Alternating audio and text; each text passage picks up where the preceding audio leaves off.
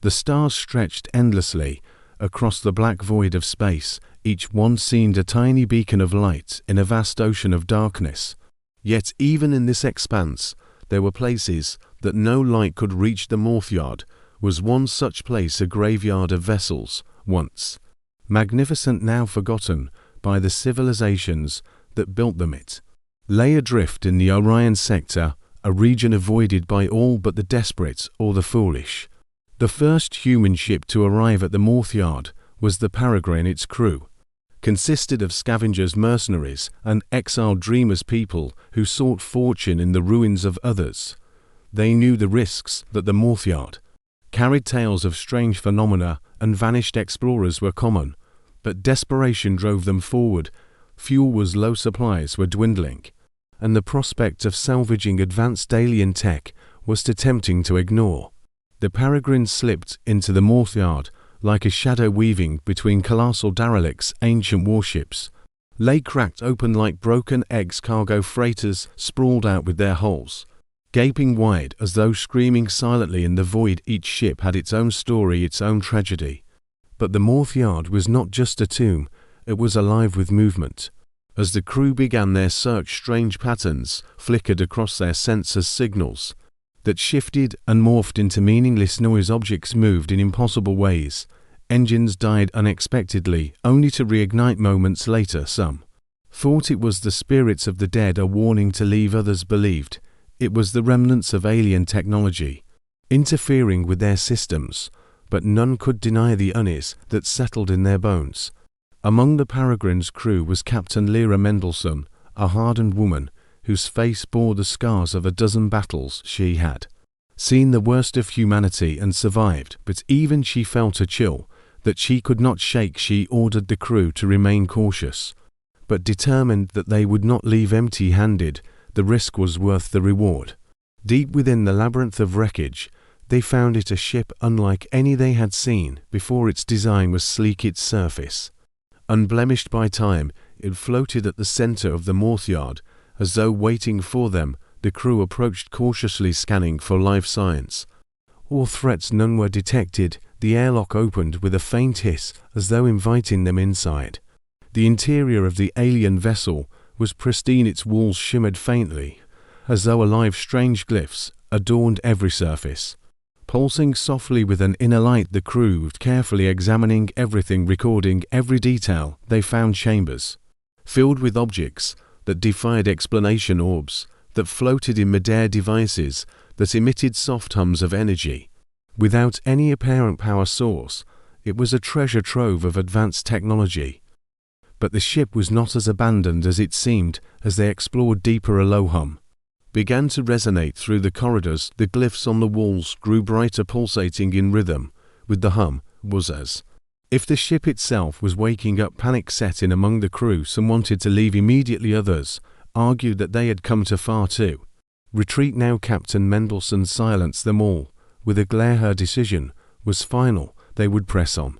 In the heart of the vessel, they found it a massive chamber, dominated by a sphere of light. It hovered above the floor, its surface shifting and rippling like liquid energy. The hum grew louder. His approached, vibrating through their very bones. The crew's equipment began to fail. One by one, their systems shut down. The Peregrine itself lost contact. Captain Mendelson ordered her team to secure samples and prepare to leave, but it was too late. The sphere erupted in a blinding flash of light, engulfing the entire chamber. When the light faded, the crew found themselves standing not within the alien vessel, but back on the Peregrine. Systems were online. The ship's engines hummed steadily, but something had changed. Outside, the MothYard was gone. In its place was a swirling nebula of color and light unlike anything they had ever seen. As they tried to make sense of what had happened, the sphere appeared again. This time it hovered outside the ship, its light pulsating in a steady rhythm. It seemed to be waiting for them. Captain Mendelson gave the order to move toward it reluctantly. The crew obeyed. As they drew closer, the sphere expanded, engulfing the Peregrine once more. What followed was a journey unlike any they had imagined. They were shown visions of civilizations long gone, great empires that had risen and fallen technologies that surpassed their wildest dreams. They saw the birth of stars, the collapse of worlds, and through it all the sphere guided them, showing them the potential of what humanity could become. When they emerged from the sphere, they found themselves back in known space. The MothYard was gone, and so was the alien vessel. But the knowledge they had gained remained etched into their minds. The crew of the Peregrine became heralds of a new age, sharing what they had learned with the rest of humanity. The MothYard was not just a graveyard, it was a test, a crucible through which the worthy were forged and humanity had passed. It was the beginning of an era where humans no longer looked to the stars with fear, but with hope. The MothYard had transformed them, and in doing so it had secured its place in the annals of human history. Captain Lira Mendelson and her crew became legends. The Peregrine's journey inspired generations of explorers, scientists, and dreamers. Humanity entered a golden age of exploration, driven by the knowledge that they were not alone, and that the universe held wonders beyond imagination. The advanced technologies they salvaged accelerated progress on Earth, bringing prosperity and unity to a fractured world. Yet even as humanity thrived, questions lingered about the MothYard. Was it truly destroyed, or did it merely shift to another dimension or location? Was the sphere an artifact of a long extinct race, or a sentinel of some greater cosmic power? These mysteries fueled endless debates and research, but the answers remained elusive. Decades later, a new fleet of human ships ventured into the Orion sector, hoping to uncover more secrets. Some sought to rediscover the MothYard, others wished to find similar phenomena to further humanity's understanding of the cosmos. None succeeded. The MothYard remained an enigma, its purpose fulfilled, its presence now a memory.